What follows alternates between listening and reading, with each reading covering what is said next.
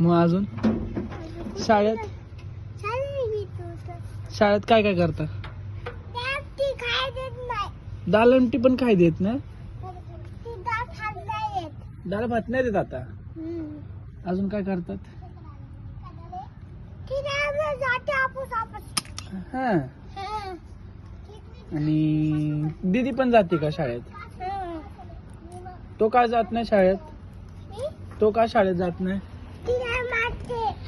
Teacher मारती म्हणून तो शाळेत जात नाही? मी जाते.